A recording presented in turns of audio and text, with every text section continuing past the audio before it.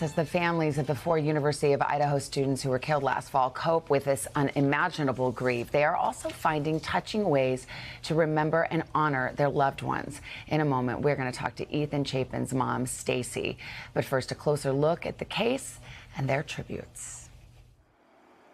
More than 6 months have passed since the murders at King Road, when Ethan Chapin, his girlfriend Xana Kernodle, and best friends Madison Mogan and Kaylee Gonsalves were found stabbed to death in this house near the University of Idaho campus. A tense manhunt and weeks of painful waiting for the victims' families followed before police arrested their suspect in late December. Brian Kohberger was pursuing his PhD in criminal justice at Washington State University, just miles from the scene of the murders. Investigators say DNA evidence, cell phone records, and video surveillance link him to the scene that night.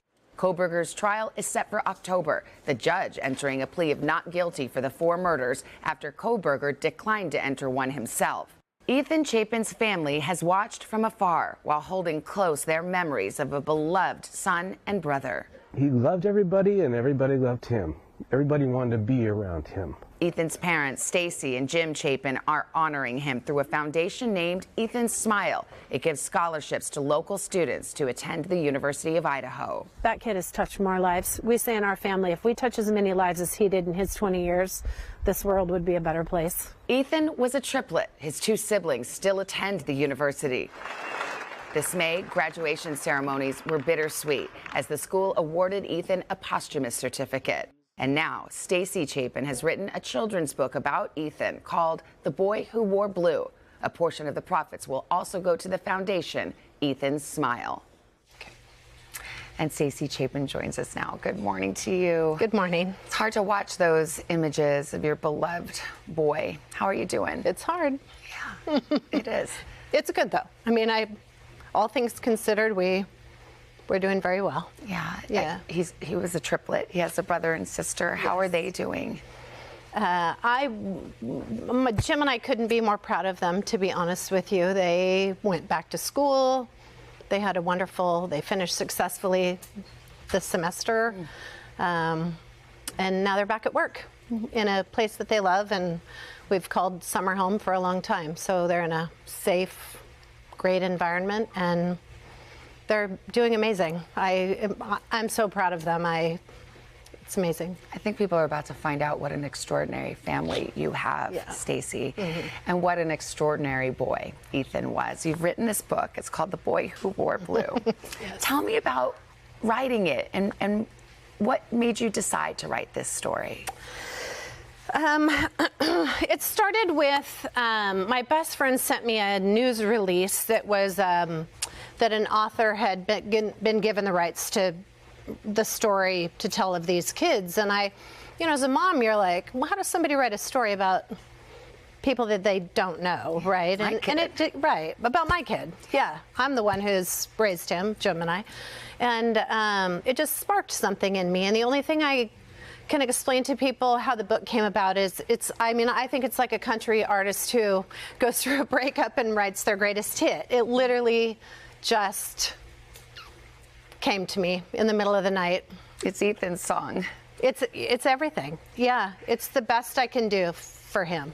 I love The Boy Who Wore Blue. You had triplets, and you've learned in the book that when they were little, they used to each wear a color. They did. And that's how you told them apart when they were babies. And he was the one who wore blue. He was the blue. He was a very special young man. Everybody says it. Tell me about him. Yeah. He was that way from the very beginning, to be honest. He was born happy. He was just magnanimous, kind of. I don't know really how to explain it. What we find more interesting is how many lives he touched that we didn't even know existed. It's incredible. I mean, I tell people if I touch as many lives in my lifetime as he did in 20 years, he just swarmed to every room. He had a wonderful smile. You hear in those stories now, people are calling you and saying, I remember when Ethan did this or that. Yes, or strangers. Yeah. The strangers have been amazing who have come up to us, and it always started the same way. You don't know me, but I have this story to tell you. Yeah. What does that do for you? Is it comforting? Is it hard to kind of share your grief with this high-profile story and it's so public?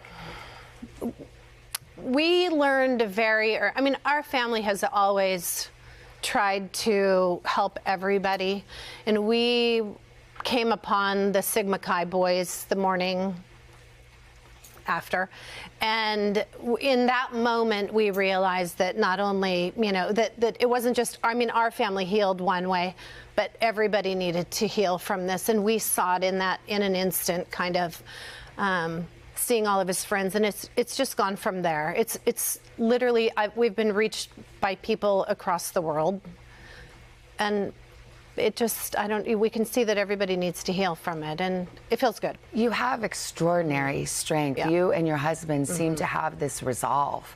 You say if people want to talk to you about it, Yep. it's okay to talk about. Yes. It's not the elephant in the room. Yes. You want to talk about Ethan. Yes. Where does that come from, that strength, when you're dealing with the unimaginable?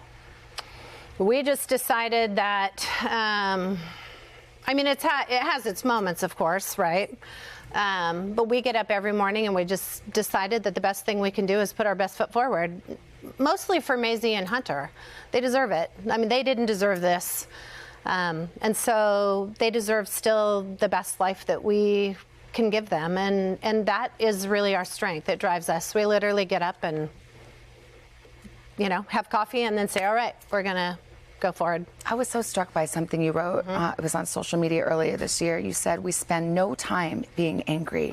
That would be energy not well spent. Yep. And it still wouldn't change the outcome. Yep. We have to look ahead. Yes. That's your philosophy. Yes. It doesn't change the outcome. Even looking ahead at the trial coming up in October now, we choose to not, it does not change the outcome of our family, and it's energy that we need to put into healing our kids and, getting back to a new family dynamic and working on that. And so we let the prosecutors do their job, and we do our job in our family. Do you think you'll come to the trial and No. attend it? No. Yeah. Too hard. It doesn't change the outcome. Yeah. It just is energy that doesn't feel like it's well spent. Yeah. There's other places to put it. So. Ethan, as we said, was such an extraordinary young man, one of those light up the room type of people. Yep. What would you want the world to know about him? Now they know his name. What do you want them to know about him? Honestly, I think the world sees it in the photos. He's become this just, look at him, we're looking at his pictures. He was just the greatest kid. Everybody loved him. He was warm, he was inclusive, he was the kid you wanted to hang out with, anywhere he was. He would play any sport, he'd play any cribbage game. He just was always game to participate in anything with a big smile and a warm heart. He was kind. Well, yeah, we can see where he gets a lot of those attributes from your family, a wonderful, supportive family. And I just have to show people you have the most beautiful new tattoo on your arm. Can we show it? It says handwriting. I love you, Mom. Ethan.